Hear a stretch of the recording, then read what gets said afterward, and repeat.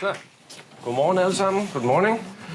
I'm going to talk a bit about what we call pioneering AI for all.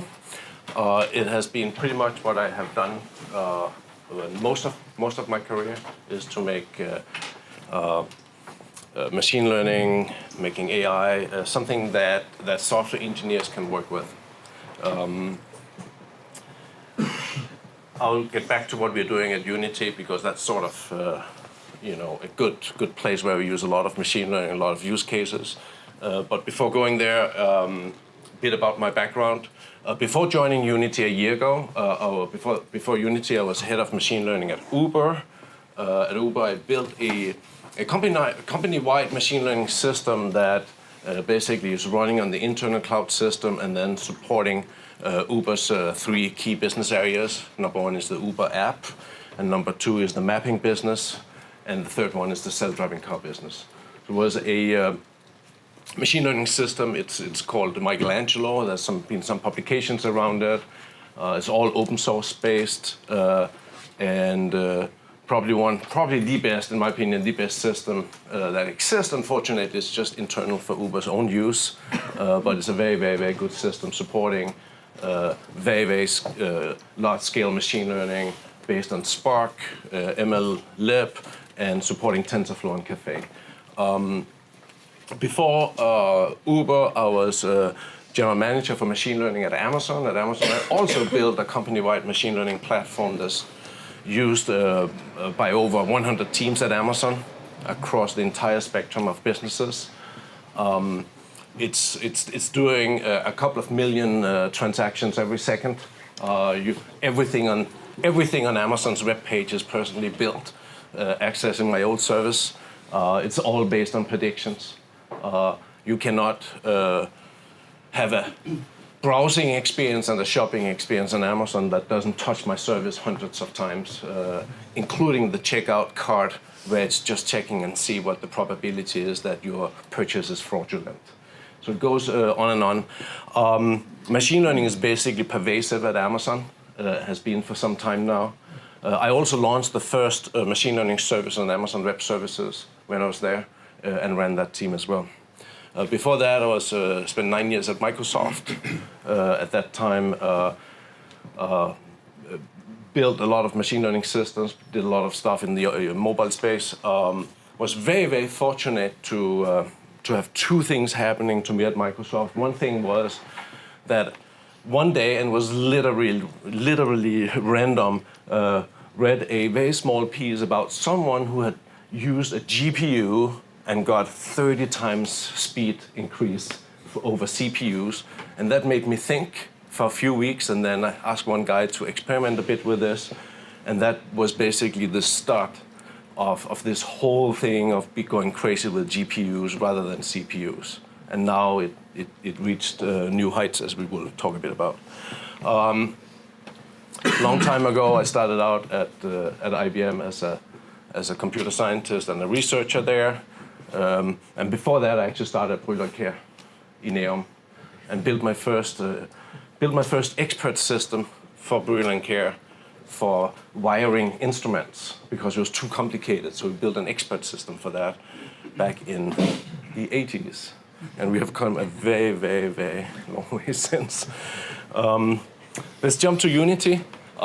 Gaming platform, but it's much more than that. It's a huge machine learning challenge. We have about 3 billion downloads a month on mobile devices of the Unity platform. We have over 1.1 billion players playing a Unity game every month. We're the most downloaded piece of software in the App Store, both on Google, both Apple's App Store and Google Play. Very few people know about us. We have 50% market share in mobile games.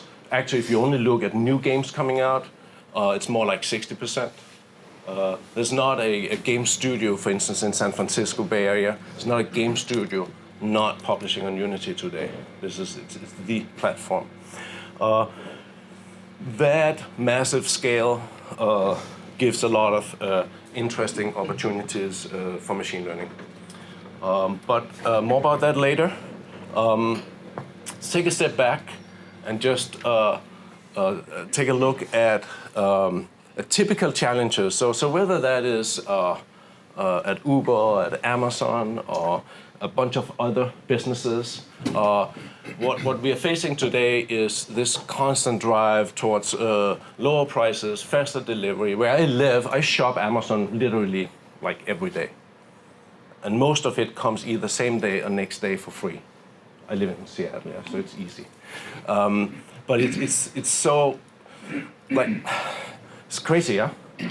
There's 1 billion products, 1 billion products, 1 million added every week to Amazon's catalog, yeah? So I can find everything I need, yeah? And the price is always, because that's machine learned, the price I'm given is always the price I'm willing to pay. Yeah. I'm not going to do it today, I don't have time, but I love to walk through the Amazon web pages and explain all the things going on. Often there will be 100 to 200 sellers of a product where people will say, click, purchase. But if you click behind that, if you click the little link underneath, you can actually pick your price and seller, but people don't do that. Over 90% of all Amazon users, they just click purchase with the price served, yeah? And that price is basically learned, yeah? When you have that kind of environment, yeah, 300 million users, 1 billion products, hundreds of sellers selling the same product at different prices and different shippings, you basically run through such a complex situation, yet you can't code your way out of it, yeah? There's no way you can hire a program manager, a project leader, and a bunch of software engineers, and they can figure it all out. It's just impossible. And then personalize it for every customer on top of that. Yeah? It's just not possible. Yeah. So what we're experiencing is a move to complete different technologies to do this. Yeah. And I want to take a step back to Claude Shannon, who wrote a computer chess algorithm in 1949. He's one of the very few real geniuses who has been in our space. You can actually go and find his paper from '49, and you read it, and it's like he's talking about a lot of the stuff that we're still working on. But he was one of the first ones to write a chess algorithm, very, very customized stuff. He also introduced some machine learning for a mechanical mouse to find his way through a maze. This was very, very early stuff, way ahead of his time. When I was at IBM, we did Deep Blue against Garry Kasparov. That's another example, very custom hardware.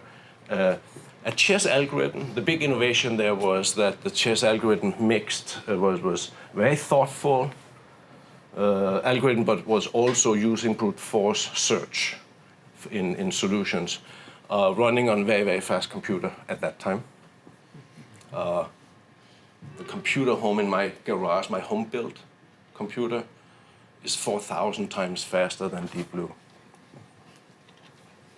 So, also here we came a long way. Watson wins Jeopardy in 2011. It's sort of a QA piece of software with a lot of curated data. Another example of early AI is just 6 years ago. The real breakthrough in our space came with AlphaGo from DeepMind, which was essentially a different approach. It's really a breakthrough where we use learning algorithms to learn to play the game. AlphaGo has been going through a number of developments that I'm going to touch upon. But mostly here it's important to notice how the history of AI has been to start out very, very domain-specific algorithmic thinking on very specialized hardware and move towards more and more generic and broad algorithms on more and more standard hardware. Yeah? So if we look at AlphaGo, has gone through some phases. The latest phase with AlphaGo Zero is basically the ultimate. This is what I always have been preaching, which is self-play. You basically let the computer play against itself. And if you do it the right way, it will basically learn the game. It will learn to win. And AlphaGo accomplished that. They published a paper a couple of months ago. And AlphaGo can learn about, it beat the system that beat the world champion in 100 out of 100 games. Yeah?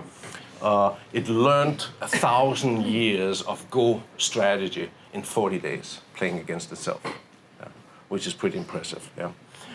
The importance of that is when we start thinking about using this for other things than playing Go. Yeah? Today, we all know that this is sort of the way it works. Yeah? We have all-knowing programmers. They write programs that take in data and spit out results. And when the results are not exactly what we expect, we go back and we tweak the program. Yeah? This is sort of, compare that to Newton. It's kind of a very static way of thinking. It's the idea that you can hire someone and they can basically take all kinds of situations into account and write the C# or the Java or Python or whatever, and they have just thought about everything. Yeah? That's how we have built software for many, many years. Yeah?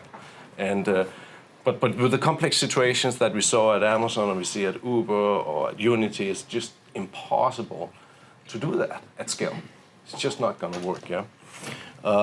So therefore, we moved to another model where we basically have learning algorithms and we use historic data. At Amazon, we used 3 algorithms across the company. That was more than enough to solve all kinds of problems. You know? Just need a few really good algorithms. They can learn almost anything they need to learn. Yeah. So don't think about this when people say it's about the algorithms. Yeah, maybe not really. Yeah. It's about a few good algorithms, and then it's really about the data you feed them. Yeah. And they make predictions. Yeah. This is much more in the realm of quantum physics, statistics. I did a lot of work at Microsoft with Twitter, and it was really interesting. There was no doubt that we could measure trends, but every time we looked at an individual tweet, it was very hard to sort of understand what it was actually meaning. Yeah? Was this tweet positive? Was it negative? Was it supporting an argument? Was it the opposite? And this is how quantum physics really work. Yeah. It's like the closer you look at things, the less you can say about them. Yeah. So this is a shift that's very important. Yeah. Just very quickly, for those who are not sure of what machine learning really is, it's really simple actually. When you take your data, I took some examples of some homes sold. We have a lot of ground truth here. Yeah? We know what the homes were like and what they sold at, and we can learn that. We learn that in a simple learning algorithm that basically will sort of try to figure out how much each of these features, the square footage, the number of bedrooms, age, school rating, how much do they weigh? Yeah? And literally you have the algorithm looping until it sort of come up with a good estimate of what those four weights should be. Yeah? And that's what machine learning is all about. It's just determining those weights. Yeah? Very, very simple stuff. And that's why if you can do that, you can you have different algorithms, but you only need a few different algorithms to cover this. Yeah. And of course, there's much more to it. Recently, probably heard a lot about deep learning. The idea is that there's not just those 4 weights. There are more weights. Every error in there is a weight that contributes to that final result. When we talk about deep neural nets, we have all these layers of nodes with more weights in. So you can see how in a normal situation we have billions of weights, many billions of weights, yeah, and they the system needs to find the optimal combination of these weights. Yeah? And all these weights are floating point factors. Yeah? The interesting thing is that when you have such a deep neural net, you can actually express a Turing complete machine. So you can express anything that can be expressed. Yeah? So that's why these things are eventually going to eliminate software engineering and move us to a world where everything is learned instead. Yeah? So learning becomes king. Yeah? Let's jump to different types of machine learning. And this is what you would see typically in a company like Amazon. Yeah. You see a lot of unsupervised learning. We love unsupervised learning because it's kind of very scalable. Yeah. There's no you learn from data, and there's not a whole lot of people involved in it. Yeah. Supervised learning. Also cool because we have ground truth. It's easy to deal with. Often we know if you take a case of Uber, you order a car, we say it's going to be 7 minutes before the car is there. When you get picked up, right there we actually get the ground truth. Yeah, we estimated 7 minutes. It took 9 minutes. We can learn from that. Yeah, so every time someone takes an Uber vehicle, the system gets a little smarter. Yeah? The standard algorithm just get a little more data to play around with. Supervised, yeah. Online learning, there are a few others. Active learning, I love active learning. It's actually when you can sort of influence what you're trying to learn on. So you can, for instance, figure out, you learn something like object recognition, and then you figure out that you're not very good at recognizing cars, and then you train on more cars. You ask for more car data, and you get better at that. So active learning is sort of where you have a process where you learn, you basically look for data that makes you better at what you're not good at. Yeah? And you, in this case, is of course the machine. Yeah? My favorite for years and years and years have been reinforcement learning. I love that because that's what I'm going to talk a bit more about today. That's where you think about a loop. And I love to take up the OODA loop, which was sort of invented or discovered by John Boyd. It was during the Korean War. The Americans were not doing very well against the Chinese in air combat. And they went in and analyzed and tried to figure out what was going on. And they basically found out that pilots, they basically observe when they're in the cockpit and flying and having a duel in air. They observe what's going on, they orient themselves in sort of the 3D setting, and they decide to do something and they act upon it. Yeah? And what they found out was that survival rate is basically about the speed that you move through the loop, not the correctness of your action. Yeah? And it's very interesting because agile software development is the same. Yeah? Yeah? That's the faster you move through this loop in your Scrum. When I was at Microsoft, I introduced two-week sprints, and that was like, you know what sprints were at Microsoft at that time? They were 3 to 6 months. And then 3, I introduced 2 weeks, I had to compromise and do it 6 weeks, and then we moved to 5, 4, 3, and we ended up at 2 weeks sprints, yeah? Because it's so much more important go fast through a loop, yeah? John Boyd wrote a paper about this, and it's awesome because he mentioned Heisenberg as well, which is basically, if you really think that you can run these waterfall, we know we can't, yeah, but for a long time we thought we could run these waterfall projects, yeah, by thinking, really analyzing what and understand the problem, yeah. And Heisenberg says you can't really do that, yeah. And then there's Gödel too, which is that whenever we build these models, they're never accurate, yeah. And then there's Boltzmann, which is really kind of Murphy's Law, yeah. So whenever we think we understand something, it changes. Yeah. So this loop is super important in machine learning, yeah, because this is where we go through the loop and learn from our experience. Yeah. So I want to talk a bit about my childhood. when I was a kid, every year when Bakken opened, I would go there and play the slot machines. I had one job, yeah, and that was to maximize my winnings. And I actually did this. They were mechanical in those days, and kids were loud. Yeah? And it's basically figuring out every season which machines are broken, because some of them would be broken, always. Yeah? And you have to figure out and get to that machine where every other time you put in 25 in, you'll get something back. Yeah? And there were some of them, 1 or 2 of them every season. So what I didn't know was that I invented what we call the multi-arm bandit algorithm, which is essentially an algorithm where you learn from pulling the different slot machines. You learn which ones are the good ones and which ones are the not so good ones. Yeah? And it's a very simple algorithm. It's the most used algorithm at Amazon of all algorithms. In this small video here, we basically show the algorithm.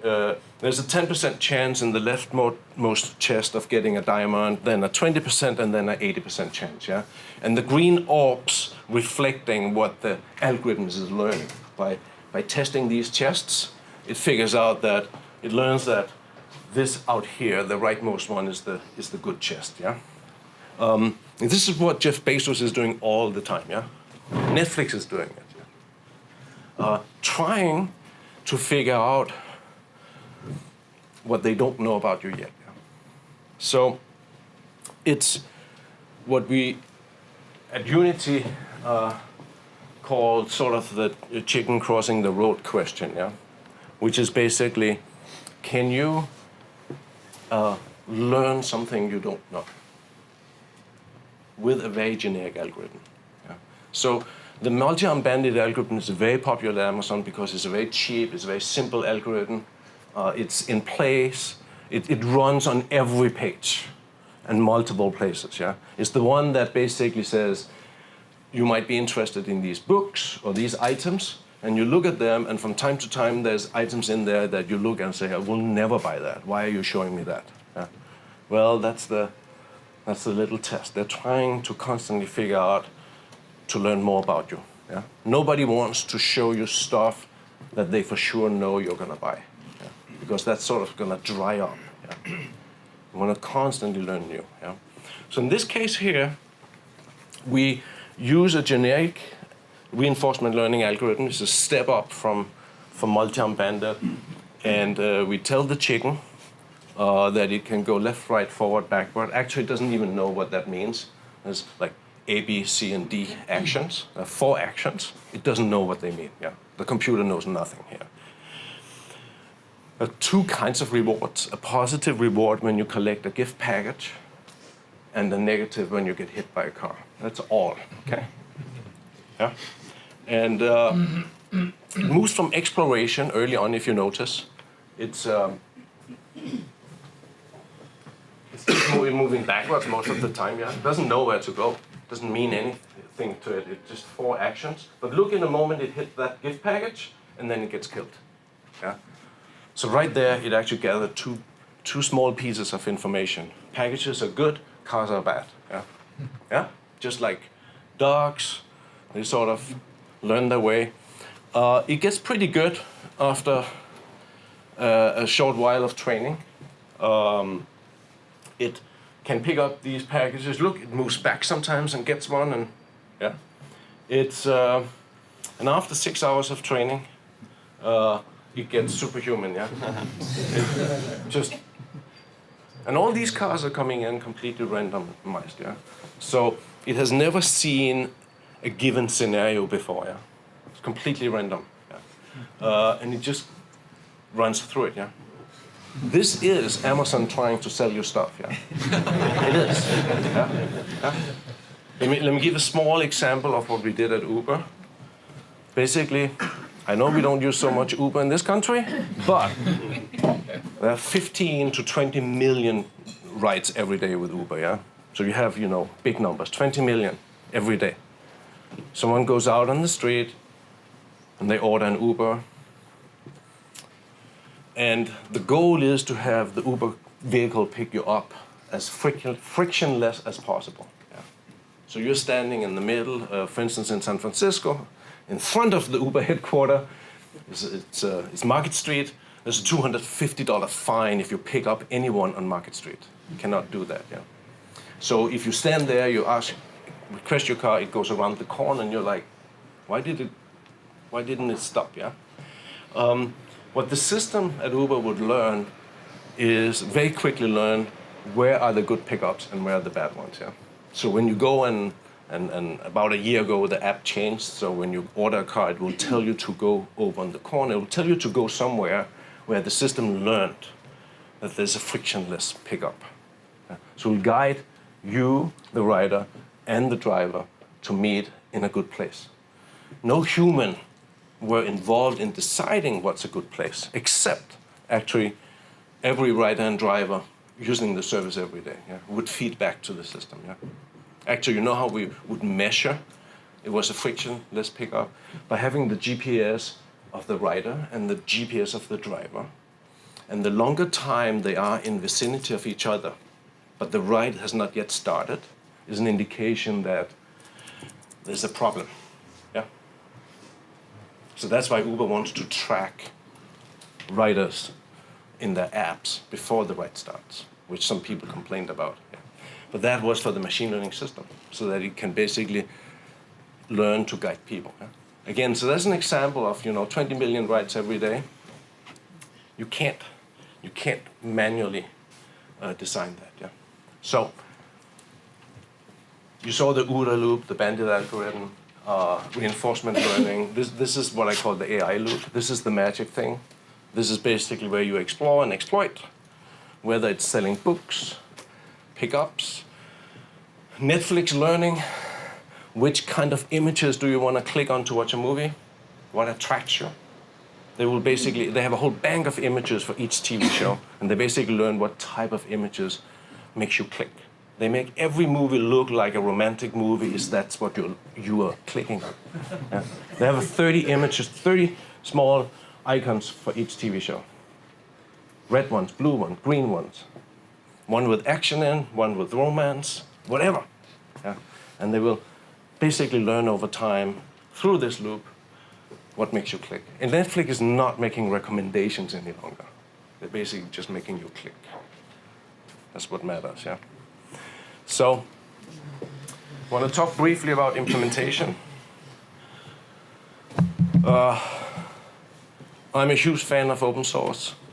The system we built at Uber was all open source, complete open source stack. At Uber, we had a no vendor policy. No vendors allowed. Everything has to be open source. Yeah. So the whole stack, from HDFS, Hadoop, Spark, MLlib, TensorFlow, Caffe, the whole kazoo. Yeah. And it works really well. Yeah.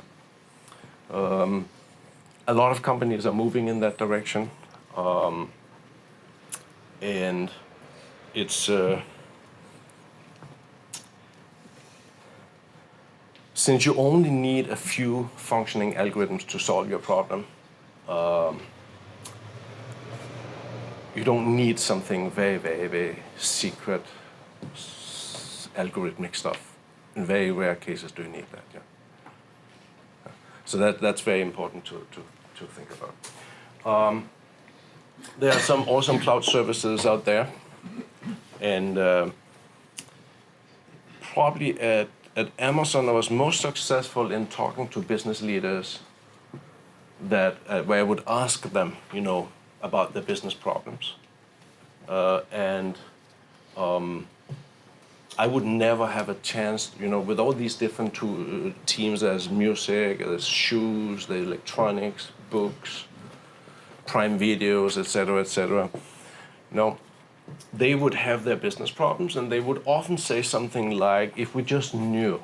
One case was, if we just knew what shoe size people had, we could recommend, shoe size. And I'm like, well, we kind of can figure that out, yeah? Because you know what people return, and you know a lot of other size information about people. And that has now involved, I think last time I checked, Amazon has actually started recommending sizes for jeans. You know, if you buy jeans, they will say they run very slim and warn you based on your returns. Yeah. So we'll try to get an understanding of your size. But we also often found that you don't really have to be sort of really big data, sort of whatever that is. You know, it doesn't have to be, you know, things that take, you know, hours to copy. Just if you have a good number of thousands of samples, it's already a good starting place. Amazon Web Services have a lot of available technology now. There's Amazon Machine Learning, which I built, and then there's a whole new suite of different machine learning services from Amazon. Microsoft has a bunch of things that is also worth using. I have to think about Amazon Web Services more bare bone, it's more fundamental, and Azure is more complicated with many more different algorithms, etc. So it's sort of, you know, very typical Microsoft and very typical Amazon. Both of them, they serve their audience well, and it really depends on you know, what you're used to. And then there's Google. Google is kind of a third-ish, but then TensorFlow, I'm completely, and everything I do is TensorFlow based. Yeah. So that's where Google Cloud becomes interesting to me. I strongly recommend playing around with that. I'm gonna finish up with the video. I just always do a Boston Dynamics video because I love it. This particular example here, it is using some machine learning, but it just gives. I want to show an example of sort of outside our normal spreadsheet world what machine learning can do. So I don't know if you've seen this guy here.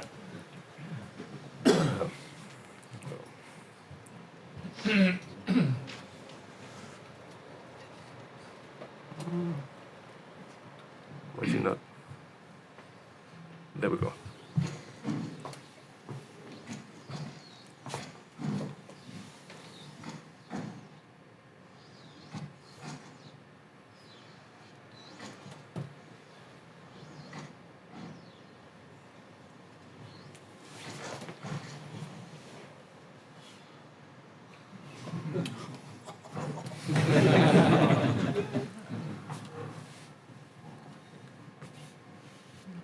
If you look at the reaction, a lot of that stuff, that's not old process programming. Yeah, it's not someone who sat there and figured everything out. And okay. Oh, you need to watch this one too. Oopsie. Yeah. I love this one. Yeah. The point of this is that we are moving towards a world where a lot of very complex things are being learned and not being programmed, and that's my key message. Yeah.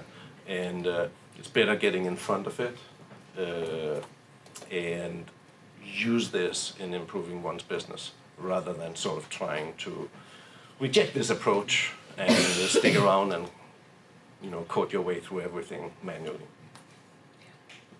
That's it. Thank you.